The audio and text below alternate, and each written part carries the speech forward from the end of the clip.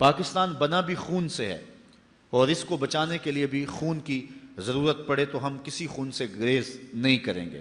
10 لاکھ شہیدوں نے اس وطن کے لیے خون پیش کیا ہے، 10 لاکھ شہیدوں کا خون اس کی بنیادوں میں پڑا ہے۔ میں اس شخص کو کبھی بھول نہیں سکتا جس نے خود مجھے یہ کہانی سنائی، آج بھی زندہ ہے، گو بڑھاپے کی اس عمر میں ہے کہ اب آنا جانا معطل ہو گیا ہے۔ اس نے کہا کہ ہم جب پاکستان کے لیے سفر کر رہے تھے، راستے میں سکھوں نے یلغار کی اور ہمارا مختصر سا قافلہ تھا، کماد کے کھیت میں چھپ گیا۔ باہر سکھ بو سونگ رہے تھے کہ شاید یہاں کوئی چھپا نہ ہو۔ ہم نے اپنے دم جو ہیں وہ دبائے ہوئے تھے۔ ایک چھوٹا سا بچہ تھا جو کماد کے اس کھیت میں گرمی کی شدت کی وجہ سے روتا تھا، تو سارے لوگ اس کی ماں کو گھورتے تھے، تو اس کی ماں نے اپنے ہاتھوں سے اپنے بیٹے کا گلا دبا دیا۔ یہ کوئی تماشا نہیں ہے، پاکستان کتنے لوگوں کے خون پر مارز وجود میں آیا۔ میں ایک شخص کی کہانی پڑھ رہا تھا، وہ کہتا میں ایک کھیت میں چھپا تھا اور پیچھے سے سکھ اور آگے ستلج کا دریا تھا، اور میں نے سوچا کہ مجھے تیرنا تو آتا نہیں، لیکن کوئی لکڑی پکڑ کر کے میں دریا کے اندر داخل ہو جاؤں، اگر بچ سکا تو بچ جاؤں گا، نہیں تو سکھوں کی تلوار کا شکار تو نہیں ہوں گا، موج دریا میری قبر بن جائے گی۔ وہ کہتا ہے کہ جب میں دریا میں ایک لکڑی لے کر چھلانگ لگائی تو میں نے دیکھا کہ بہت سارے لوگ جو ہیں وہ دریا میں تھے، اور میں نے کہا شاید یہ بھی چھلانگیں لگا کے تیر رہے ہیں، لیکن جب میں نے دیکھا تو سارا دریا لاشوں سے بھرا ہوا تھا۔ میں ہی ان میں سے ایک زندہ تھا جو اس لکڑی پہ تیر رہا تھا، باقی ساری لاشیں جو ہیں وہ دریا میں بہہ رہی تھیں۔ پاکستان کی طرف آنے والے جتنے بھی راستے تھے، گرداسپور، امرتسر، ہوشیارپور یا جتنے بھی علاقے تھے، راستے میں کوئی کنواں ایسا نہیں تھا جس میں مزید لاشوں کے گرنے کی گنجائش موجود ہو۔ ہندو لوگ اور جو سکھ لوگ بیٹیوں پہ اور عورتوں پہ حملہ آور ہوتے اور وہ اپنی آبرو بچانے کے لیے ان کنوؤں کے اندر چھلانگ لگا دیتی، اور بہت ساری عورتیں اس وقت ان کے نرغے میں اور ان کے ہتھے چڑھ گئی تھی، اور آج تک جو ہے وہ ان کے بیٹوں کی مائیں ہیں۔ کچھ وقت قبل پاکستان کا ایک فوجی انڈیا کا بارڈر کراس کر جاتا ہے کشمیر کی جانب سے، وہاں کے مقامی لوگوں کو پکڑ لیا اور سمجھا کہ یہ کوئی سمگلر ہے، گھر میں قید کر دیا کہ صبح ہوگی تو اپنی ملٹری کے سپرد کریں گے۔ وہ کہتا ہے کہ میں کمرے میں قید تھا کہ رات کا پچھلا پہر ہوا تو مجھے ایک سایہ سا دکھائی دیا، میں نے نظر اٹھا کے دیکھا تو ایک بوڑھی عورت کھڑکی پہ کھڑی تھی اور بڑے غصے اور نفرت سے میری جانب گھور رہی تھی۔ میں نے اٹھ کے کہا کہ کیا ماجرا ہے؟ تو اس نے بڑے غصے سے کہا ہم نے تمہیں پاکستان اس لیے بنا کے دیا تھا کہ وہاں تم سمگلنگ کرو۔ کہتے ہیں میں نے اس کو کہا پہلی بات تو یہ ہے کہ میں سمگلر نہیں ہوں، میں فوجی ہوں، دوسری بات یہ ہے کہ پاکستان تم سکھوں نے کب بنایا تھا؟ تم نے تو پاکستان بنتے ہوئے جو قیامت توڑی تھی وہ ہم بھول نہیں سکتے۔ ماؤں کی گود سے بچے چھین کر سیک کر پان کی نوک پہ چڑھاتے اور پھر ان کو پٹک کے زمین پہ مارتے، اور بچے کا پیٹ پھٹ جاتا اور ہڈیاں ٹوٹ جاتی، لیکن ماں کیا کہتی؟ پاکستان کا مطلب کیا؟ لا الہ الا اللہ۔ تو کہا تم نے تو اس وقت بڑے غضب ڈھائے تھے، تم نے پاکستان کب بنایا تھا؟ تو اس خاتون نے جو جواب دیا وہ سنو۔ اس نے کہا کہ جب پاکستان بنا تو اس وقت بہت ساری بیٹیاں اٹھا لی گئیں، ان بد نصیب عورتوں میں سے ایک میں بھی ہوں، اور اب ان کے بیٹوں کی ماں ہوں۔ میں تجھے ایک بات کہتی ہوں، اگر تمہارا کسی طرح چھٹ کے پاکستان جانا ممکن ہوا تو پاکستانی قوم کو یہ میرا پیغام دے دینا، وہ یہ کہ پاکستان اتنا مقدس ملک ہے، اس سے کوئی غداری اور بے وفائی نہ کرے، خیانت نہ کرے۔ میرے بچوں کو جب بخار آتا ہے تو میں پاکستان کا نام لے کے دم کر دیتی ہوں، اللہ شفا عطا فرما دیتا ہے۔ یہ اتنا معزز اور اتنا معتبر ملک ہے، تو یہ پاک دھرتی ہے، یہ مقدس جگہ ہے۔ مدینہ طیبہ اور حرمین کے بعد مقدس ترین جگہ جو ہے ہم پاکستان کو سمجھتے ہیں، اور یہ وہ سرزمین ہے کہ جس نے اسلام کی نشہ ثانیہ کے لیے بنیادی پلیٹ فارم بننا ہے۔ پہلی بات تو یہ کہ اس دھرتی سے حضور علیہ السلام کو خاصی محبت اور انس تھا۔ ایک روایت جس کو امام حاکم نے اپنی مستدرک میں روایت کیا ہے کہ آقا کریم علیہ السلام کو اس دھرتی سے، اس جگہ سے جو پیار کی کہانی ہے اس کو حضرت اقبال نے ایک جگہ بیان کیا کہ میرے عرب کو آئی ٹھنڈی ہوا جہاں سے، میرا وطن وہی ہے، میرا وطن وہی ہے۔ تو حضرت علی روایت کرتے ہیں اطیب ریح فی الارض الہند، سب سے مقدس خوشبو جو محسوس کی گئی وہ ہند کی خوشبو تھی، سب سے زیادہ طیب اور ستھری۔ اور یقیناً اس دھرتی سے ہی غزوہ ہند لڑا جائے گا، جس کی بشارت میرے اور آپ کے آقا و مولا حضور نبی رحمت صلی اللہ علیہ وسلم نے دی۔ کتب احادیث کے اندر کتاب الجہاد میں باب غزوۃ الہند موجود ہے، جس میں مختلف احادیث میں مختلف اصحاب سے مروی روایات موجود ہیں، اور ان میں اس غزوے کی بشارت دی ہے، بلکہ اس کو بہترین غزوہ قرار دیا گیا ہے۔ حضرت ابو ہریرہ رضی اللہ تعالیٰ عنہ فرماتے ہیں وعدنا رسول اللہ صلی اللہ علیہ وسلم غزوۃ الہند، حضور علیہ السلام نے ہم سے غزوہ ہند کا وعدہ فرمایا ہے۔ اور اب حضرت ابو ہریرہ کے اپنے لفظ سنیے، فَإِنْ أَدْرَكْتُهَا أُنْفِقُ فِيهَا نَفْسِي وَمَالِي، کہا اگر میں اس غزوے کو پالوں تو میں اپنا سارا مال اور جان قربان کر دوں، اور اگر وَإِنْ قُتِلْتُ كُنْتُ أَفْضَلَ الشُّهَدَاء، اور اگر میں شہید کر دیا جاؤں تو پھر میں افضل الشہداء کہلاؤں۔ یہ حضرت ابو ہریرہ رضی اللہ تعالیٰ عنہ کی آرزو ہے۔ اور دوسری روایت حضرت ثوبان مولا رسول اللہ صلی اللہ علیہ وسلم، حضور کے غلام حضرت ثوبان سے مروی ہے، قال قال رسول اللہ صلی اللہ علیہ وسلم، کہتے ہیں رسول کریم صلی اللہ علیہ وآلہ وسلم نے ارشاد فرمایا اصابتان من امتی احرزہم اللہ من النار، میری امت کے دو گروہ ہیں جن کو اللہ نے جہنم کی آگ سے آزاد کر دیا ہوا ہے۔ وہ دو گروہ کون کون سے ہیں؟ اصابت تغزو الہند و اصابت تکون مع عیسی ابن مریم، کہا ایک وہ گروہ جو ہند میں غزوے میں شامل ہوگا، اور دوسرا وہ گروہ کے جو حضرت عیسیٰ علیہ السلام کے ساتھ دجال کے مقابلے میں لڑے گا۔ ان دو گروہوں کو اللہ نے جہنم کی آگ سے آزاد کر دیا ہوا ہے۔ میں فیصل آباد میں گفتگو کر رہا تھا تو مجھے ایک نوجوان نے کہا کہ یہ غزوہ کیسے ہوگا؟ غزوہ تو ہوتا جس میں حضور شریک ہوں، تو جس میں حضور شریک نہیں ہوتے تھے تو ان جنگوں کو سریہ کہا جاتا تھا، تو یہ غزوہ کیسا ہوگا جبکہ قرب قیامت میں ہوگا؟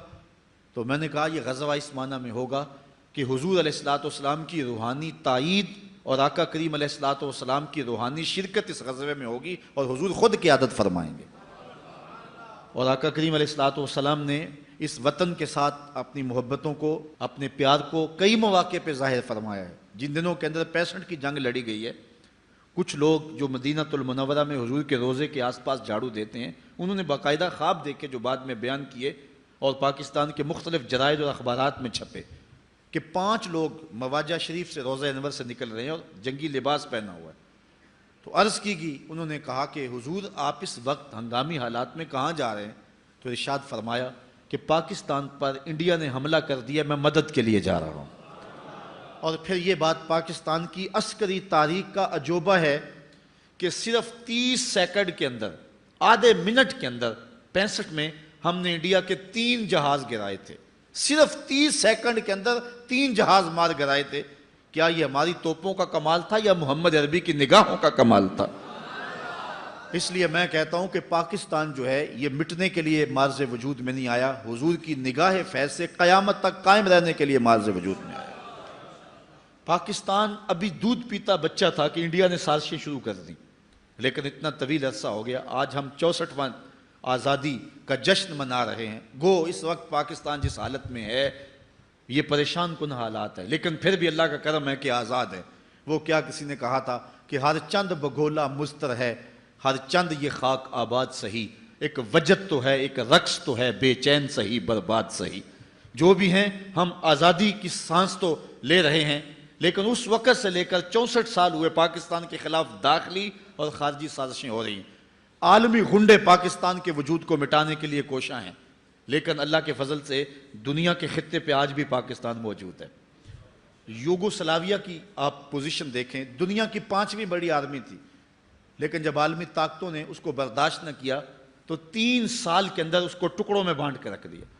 یوگوسلاویہ 3 سال کا جھٹکا نہیں سہ سکا، اور پاکستان 64 سالوں سے جو ہے وہ چرکے سہ رہا ہے۔ اور یہ جو 10-11 سال ہو گئے ہیں جب سے وہ بدبخت ڈکٹیٹر مشرف آیا ہے، اس وقت سے لے کر آج تک پاکستان کے خلاف غیر اعلانیہ اور کھلی جنگ جاری ہے، لیکن اس کے باوجود پاکستان اللہ کے فضل سے اپنے پاؤں پہ کھڑا ہے، اس لیے کہ اس پاکستان کو حضور علیہ الصلوۃ والسلام کی تائید اور حضور علیہ الصلوۃ والسلام کی نظر عنایت حاصل ہے، اور پاکستان کو دنیا کے خطے پہ مٹایا نہیں جا سکتا۔ ابھی قاری صاحب بتا رہے تھے کہ وہ انڈیا میں کوئی لڑکی ہرزہ سرائی کر رہی ہے کہ ہم پاکستان کو توڑ دیں گے، وہ تو اس دن نہیں کہتے تھے جس دن پاکستان بنا تھا، وہ کہتے ہیں یہ چند دنوں کی بات ہے، یہ ہماری جھولی میں آ گرے گا پاکستان پکے ہوئے پھل کی طرح، اور ہم سے بھیک مانگیں گے یہ لوگ۔ لیکن 64 سال ہو گئے، ان کی آرزو نہیں پوری ہوئی۔ وہ آج بھی اکھنڈ بھارت کی بات کرتے ہیں، انہوں نے پاکستان کو قبول نہیں کیا ہے، اور آج بھی ان کے جو گماشتے ہیں اور ان کے جو پیروکار ہیں، آج بھی وہ دو قومی نظریے کی مخالفت کرتے ہیں۔ مختلف فورم پہ، مختلف آرٹیکل میں اور مختلف مقامات پر جو ہے یہ بات کہی جا رہی ہے کہ پاکستان کو بننا ہی نہیں چاہیے تھا۔ ہمارے پاکستان کے چوٹی کا سیاستدان جس کے آگے حکومتیں ہاتھ جوڑتی ہیں ہر دور کے اندر، وہ کراچی سے جو ہے وہ گیا انڈیا میں، اور جا کے وہاں اس نے کہا کہ پاکستان بننا تاریخ کی سب سے بڑی غلطی تھی۔ لیکن پاکستان کے آیان سلطنت اور حکومتیں ان کو کوئی ہوش کے ناخن نہیں ہیں، بلکہ اپنی حکومتوں کو مستحکم کرنے کے لیے پاکستان کی بنیادوں سے کھیلتے ہیں۔ پاکستان کا جو قانون ہے اس کے آرٹیکل 62 اور 63 کے اندر لکھا ہوا ہے، ہر وہ شخص جو پاکستان کی بنیادی اساس سے اتفاق نہیں رکھتا اس کو پاکستان میں الیکشن لڑنے کا حق نہیں ہے، لیکن وہ لوگ ہی دوبارہ منتخب ہو کر کے آ جاتے ہیں۔ وہ شخص بھی جس نے کہا تھا ہم پاکستان بننے کے گناہ میں شریک نہیں ہے، آج منزل انہیں ملی جو شریک سفر نہ تھے، آج منزلیں ان کا مقدر ہوئی ہیں، اور وہ پاکستان کی تقدیر سے جیسے چاہتے ہیں کھیل سکتے ہیں اور کھیل رہے ہیں۔ لیکن میں یہ بات آپ کو بتاتا ہوں، انڈیا کے مختلف لوگ، ان کے سینوں کے اندر قہر و غضب بھرا ہوا ہے کہ ہم مٹا دیں گے، توڑ دیں گے، ٹکڑے کر دیں گے، یہ نوالے کا ٹکڑا مانگے گی ہم سے۔ کیا کچھ ان کے چینل پہ روز ہوتا ہے، اور وہ کیا کچھ پاکستان کے خلاف زہر نہیں ہوا ہے۔ ہم تو محبت کی پینگیں بڑھاتے ہیں اور ہم ان کے ساتھ تجارت کرنے کے لیے بےتاب ہیں، لیکن ان کی پوزیشن دیکھیے، ان کے جو ہے وہ ٹی وی اینکر دیکھیں، ان کے جو ہے وہ صحافی دیکھیں، ان کے قوم کے لوگ دیکھیں، اور وہاں کے جو ہے وہ دو قومی نظریے کے مخالفین جو ہے وہ کلمہ گو ہیں، ان کو بھی دیکھ لیں۔ یہ پچھلے دنوں کے اندر ایکسپریس کے اوپر جو ہے وہ ایک انٹرویو جاری کیا گیا تھا اسد مدنی کا، اس کو آپ دیکھیں، جو ہے وہ نیٹ پہ جائیں اور جا کے ایکسپریس سے اس کے نام پہ لکھیں اور دیکھیں کہ اس نے کیا جو ہے وہ کہا ہے اور پاکستان کے بننے کی کیسے مخالفت کی ہے۔ وہ پوری ہندوستانی قوم وہ کس طرح پاکستان کے خلاف زہر اگل رہی ہے، اور ہم ان سے دوستی کا ہاتھ بڑھانے کے لیے بے چین ہیں۔ ہم اس کو بڑا بھائی سمجھتے ہیں اور اس کے ساتھ ہم تعلق رکھنا چاہتے ہیں۔ جب تک ہم دشمن کو دشمن نہیں سمجھیں گے اتنی دیر تک جو ہے وہ اپنے آپ کو مضبوط نہیں کر سکیں گے۔ باقی یہ بد نصیب لوگ، ان لوگوں کا مقدر، ان لوگوں کی قسمت ہی نہیں ہے کہ پاکستان کو آگے لے کے جائیں۔ انشاءاللہ وہ وقت آئے گا کہ پاکستان میں صالح قیادت آئے گی، پھر پاکستان کے اندر ہر طرح کے وسائل اللہ تعالیٰ جل شانہ اس طرح کھڑے کر دے گا کہ جس طرح جو ہے وہ پانی کی طرح بہا دیے جاتے ہیں۔ پاکستان کے اندر اللہ کے فضل سے، یہ ڈاکٹر سمر مبارک کا بیان تھا کہ اتنا کوئلہ ہے، ہم 500 سال تک قوم کو انرجی فراہم کرتے رہے بجلی سمیت، تو 500 سال تک جو ہے وہ کوئلہ ختم ہونے کا نام نہ لے۔ اس طرح بہت کچھ ہے جو پاکستان کے پہاڑوں میں معدنیات کی صورت میں رکھا ہوا ہے۔ اللہ تعالیٰ نے ہمیں سرسبز زمینیں دی ہیں، پہاڑ دیے ہیں، دریا دیے ہیں، چاروں موسم دیے ہیں۔ یہ اللہ تعالیٰ کی خاص عنایت اور کرم نوازیوں کا مظہر ہے یہ خطہ، اور اس خطے کو ہم نے آگے لے کے جانا ہے، اور اس کے لیے ہم نے کوشاں رہنا ہے۔ پاکستان میں نظام مصطفیٰ کے لیے اپنے نعرے کو کبھی بھی نہیں چھوڑنا ہے، اور یہی پاکستان کا مقصوم ہے۔ اصل ہمارے ساتھ جو کچھ ہو رہا ہے، میرا تجزیہ یہ ہے، میں جگہ جگہ یہ کہتا ہوں، یہ ہمیں سزا مل رہی ہے۔ ہم نے اس نعرے سے بے وفائی کی ہے، ہم نے یہ اعلان کیا تھا، یہ بات کہی تھی، یہ نعرہ لگایا تھا، پاکستان کا مطلب کیا؟ لا الہ الا اللہ۔ قانون ریاست کیا ہوگا؟ محمد الرسول اللہ۔ لیکن آج ہم وہ نعرہ چھوڑ چکے ہیں، ہم وہ نعرہ نہیں لگا رہے، نہ کسی سیاسی جماعت کے پاس وہ نعرہ رہا ہے، اور نہ ہی ممبر و محراب سے اس زور سے وہ نعرہ لگایا جاتا ہے جس زور سے ماضی میں وہ نعرہ لگایا جاتا تھا۔ اور اس کی سزا یہ ہے کہ ہمارے اوپر نااہل، بدبخت اور لٹیرے اور ڈاکو قسم کے حکمران ہر دور میں مسلط کر دیے جاتے ہیں، اور وہ غیروں کے علاقار بن جاتے ہیں۔ مغرب چاہتا ہے کہ پاکستان کے وجود کو مٹا دیا جائے اور اس کو دبئی کے سائز کے چھوٹے چھوٹے ٹکڑوں میں بانٹ دیا جائے، تاکہ اس کو پھر توڑنا اور ختم کرنا آسان ہوگا۔ ہماری نظریاتی اساس پہ بھی حملہ ہے، ہماری جغرافیائی اساس پہ بھی حملہ ہے۔ لیکن اگر ہم پاکستان کے لیے آگے بڑھتے ہیں اور کوئی کردار ادا کرتے ہیں اور کسی صالح قیادت کا انتخاب کرتے ہیں تو یہ ہماری سعادت مندی ہوگی. اگر نہیں ہم یہ ذمہ داری سر انجام دیتے تو ہم مٹ جائیں گے لیکن پاکستان نہیں مٹے گا. یہ پاکستان مٹنے کے لیے بنا ہی نہیں تھا. یہ پاکستان قیامت تک قائم رہنے کے لیے جو ہے معرض وجود میں آیا تھا. اور اللہ تعالیٰ جل شانہ نے وہ بنیادی پلیٹ فارم جس کا تذکرہ میں نے جو ہے وہ سنن نسائی کی ان 2 احادیث سے آپ کے سامنے رکھا جس میں حضور علیہ السلام نے غزوہ ہند کی بشارت دی. وہ لوگ یہاں سے اٹھیں گے, پاکستان سے اٹھیں گے. اور روایت میں آتا ہے مشکات اٹھائے کالے جھنڈے والے لوگ جو ہیں وہ خراسان کی جانب سے آئیں گے اور پھر یہاں سے لوگ اٹھیں گے اور پھر دلی کو کیپچر کریں گے. اس کے بعد ترکوں کے ساتھ جا کے ملیں گے, پھر بیت المقدس کے اوپر اسلام کا جھنڈا لہرائیں گے. اور پھر وہ وقت دیکھنے عالم اسلام کو نصیب ہوں گے کہ دنیا کے اوپر اگر کوئی یہودی, اگر کوئی عیسائی کسی درخت کی اوٹ میں کسی پتھر کے پیچھے چھپ کے پناہ مانگنے کی کوشش کرے گا تو وہ پتھر بھی اس کو پناہ نہیں دے گا. وہ بھی مسلمان مجاہد کو کہے گا ادھر آئیے ظالم میرے پیچھے چھپا ہوا ہے. اور جب دنیا کے اوپر آخری یہودی کا قتل کر دیا جائے گا تو دنیا کے اوپر وہ پائیدار امن پیدا ہو جائے گا. دنیا کے اوپر امن کی بربادی اور بگاڑ کا سبب یہود ہیں. عیسائی جو ہیں یہ مورا بنے ہوئے ہیں اور پیچھے یہودی ہیں جو کار فرما ہیں.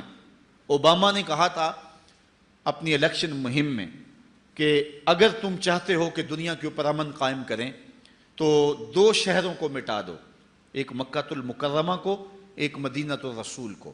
تو میں نے اس وقت کہا تھا, جو میری نحیف اور کمزور آواز ہے, جگہ جگہ کہا تھا, آپ کے ڈسکے میں بھی کہا تھا, میں نے کہا تھا دنیا کے اوپر امن کی ضمانت یہ 2 شہر ہیں, یہ بلد الامین اور یہ شہر رسول, جہاں جانور کو شکار کرنا بھی جائز نہیں ہے.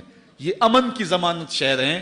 باقی رہی بات جو ہے وہ بش کی اور اوباما کی, اس کا باپ بھی مر گیا یہ کہتے ہوئے اور یہ آرزو اس کے سینے میں مچلتی رہی. حرمین طیبین کی حفاظت اللہ تعالیٰ جل شانہ نے اپنے ذمہ کرم پہ لی ہے, بلکہ حدیث میں آتا ہے کہ جب دجال آئے گا تو وہ حرمین میں داخل نہیں ہو سکے گا. اللہ نے فرشتے مقرر کیے ہوئے ہیں جو جرف سے اس کو دور دھکیل دیں گے. وہ تو تمہارا باپ دجال بھی داخل نہیں ہو سکے گا اور مدینے کا تم کیا بگاڑ سکتے ہو. اللہ تعالیٰ ان کی حفاظت فرمائے. دنیا کے اوپر یہ امن کے شہر ہیں. باقی رہی بات دنیا کے اوپر بے امنی کی, دنیا کے اوپر اتنی دیر تک پائیدار امن قائم نہیں ہو سکتا جب تک ایک یہودی بھی دھرتی پہ موجود ہے. چونکہ شر اور فساد شروع سے ان لوگوں نے پھیلائی ہے. آپ تاریخ پڑھ لیں اپنی کہ ان لوگوں نے جو ہے شر پھیلائی ہے. اسی لیے میرے رب نے کہا تھا یا ایھا الذین آمنوا لا تتخذوا اليہود والنصارى اولیاء, اے ایمان والو یہودیوں اور عیسائیوں کو کبھی بھی اپنا دوست نہ بنانا, یہ تمہارے دوست نہیں ہو سکتے ہیں. بلکہ ہمیں تو یوں درس دیا گیا ہے من لم یجد صدقہ فلیلعن الیہود, اگر کسی کے پاس صدقہ دینے کے لیے کچھ نہ ہو تو وہ یہودیوں پر لعنت کرے, اللہ صدقے کا ثواب عطا فرما دے. اس لیے یہ پاکستان مٹنے کے لیے معرض وجود میں نہیں آیا, یہ قیامت تک قائم رہنے کے لیے معرض وجود میں آیا ہے. اور اللہ تعالیٰ نے اس ملک کی حفاظت کرنی. اس کو مٹانے والے آپ مٹ جائیں گے. بابا اشفاق نے وہ زاویہ نامی کتاب میں لکھا ہے کہ پاکستان کی مثال حضرت صالح علیہ السلام کی اونٹنی کی طرح ہے. یہ پاکستان ایک معجزے سے معرض وجود میں آیا, معجزے سے قائم ہے, اور جس نے اس کی تقدیر سے کھیلنے کی کوشش کی وہ خود مٹا دیا جائے گا, اس کا نام و نشان مٹ جائے گا. اور آپ ماضی بھی جانتے ہیں اور مستقبل میں بھی آپ دیکھیں گے کہ جس نے بھی اس ملک کو جو ہے وہ دیدہ اور نادیدہ جس طرح سے بھی نقصان پہنچانے کی کوشش کی وہ مٹا دیا جائے گا, برباد کر دیا جائے گا. اور یہ وطن, یہ پاکستان, یہ ملک قیامت تک معرض وجود میں رہے گا. انڈیا کو بڑا شوق ہے کہ آج میری پشت کے اوپر امریکہ کا ہاتھ آ گیا ہے اور جو میں چاہوں کر لوں وہ ہمیں آنکھیں دکھا رہا ہے. اور اس کی دوسری جو ہے وہ آشیروادی اور اس کی خوشی کا سبب یہ ہے کہ پاکستان کے اوپر جو تخت و تاج کے مالکان بیٹھے ہوئے ہیں وہ انتہائی بزدل اور کمزور ہیں. اور جو ہے وہ پاکستان کے اندر تیسرا دہشت گردی کا ایک جو نیٹ ورک را, موساد اور راما نے پھیلایا ہوا ہے, اس کی وجہ سے جو ہے وہ پاکستان کے اندر ایک شرانگیزی ہے, فرقہ واریت کی آگ جل رہی ہے. اس لیے یہ وہ آئیڈیل حالات سمجھتا ہے پاکستان کو جو ہے وہ مٹانے کے لیے. سب سے بڑا ڈر اس کو ہمارے ایٹم بم سے ہے. اور اللہ تعالیٰ نے ہمیں جو میزائل سسٹم دیا ہے, حضور علیہ السلام نے فرمایا تھا کہ جو ہے وہ تمہاری طاقت تیروں سے ہے, اور اس دور کے سب سے بڑے تیر جو ہیں وہ میزائل ہیں. اور پوری دنیا کے اوپر یہ بات میں آپ کو بتاؤں, جھکنے کی یہ ہمارے حکمران تو بے غیرت ہیں, یہ تو جو ہے وہ بدبخت اور بد نصیب اور بزدل اور مغرب کے ایجنٹ ہیں, اس لیے یہ بات نہیں کرتے. اللہ نے پاکستان کو جو میزائل سسٹم دیا ہوا ہے، یہ میں آپ کو بتاؤں، اللہ بھلا کرے ڈاکٹر قدیر کا، اللہ بھلا کرے ڈاکٹر سمر مبارک اور ان لوگوں کا جنہوں نے پاکستان کو مضبوط کیا۔ ان حالات کے اندر یہ کیوں پاکستان کے اوپر حملہ نہیں کرتے ہیں؟ پاکستان کا جو میزائل سسٹم ہے اللہ کے فضل پہ دنیا کا سب سے فاسٹ سسٹم ہے، اور اتنا فاسٹ سسٹم کسی ملک کے پاس موجود نہیں ہے، میزائل سسٹم جو پاکستان کے پاس موجود ہے۔ یہ پاکستان کی طرف آنکھ اٹھا کر دیکھے تو صحیح، ہم یہاں سے فائر کریں گے تل ابیب کے پٹخے اڑا کے رکھ دیں گے انشاءاللہ، یہاں سے فائر کریں گے انڈیا کے ٹکڑے ٹکڑے کر کے رکھ دیں گے۔ وہ اپنے مضبوط بنکروں کے اندر بھی مضبوط نہیں رہیں گے، انہیں پتہ ہے اس بات کا۔ اللہ تعالیٰ نے پاکستان کو وہ تیر دیا ہے جس کا حضور نے فرمایا تھا کہ تمہارے تیروں سے تمہاری قوت ہے، تو یہ تیر اللہ نے پاکستان کو دیے ہوئے ہیں۔ ہمارے پاس غوری بھی موجود ہے، ہمارے پاس جو ہے وہ ہتف بھی موجود ہے، اور ہمارے پاس جو ہے وہ دیگر جو ہے وہ موجود ہیں، اور انشاءاللہ ابھی ان کو ہمارا ماضی یاد نہیں ہے، ابھی یہ پانی پت کے جو ہے وہ زخم کیا بھول گئے ہوئے ہیں، ہمارے مجاہدوں کی ان کہانیوں کو بھول گئے ہوئے ہیں کہ آج ان کی لڑکیاں بھی کہہ رہی ہیں کہ ہم پاکستان کو توڑ دیں گے، تمہیں شوق ہے تو پورا کر لو، جب تم جنگ شروع کرو گے شروع تم کریں گے، پھر ختم ہماری مرضی سے انشاءاللہ ہوگی، تمہیں بھاگنے کے لیے کوئی جگہ ہی نہیں ملے گی۔ یہ پاکستان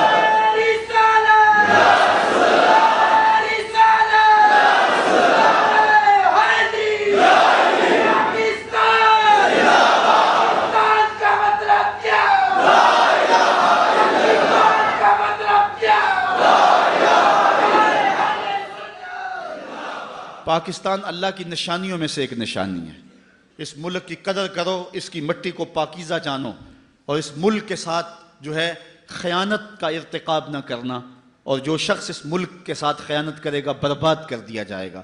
اللہ تعالیٰ جل شانہ میرے وطن کی حفاظت فرمائے، میرے ملک کے چپے چپے کو اپنی حفاظت اور اپنی امان میں رکھے، اور انشاءاللہ اللہ کے فضل سے یہ ملک خیر سے رہے گا۔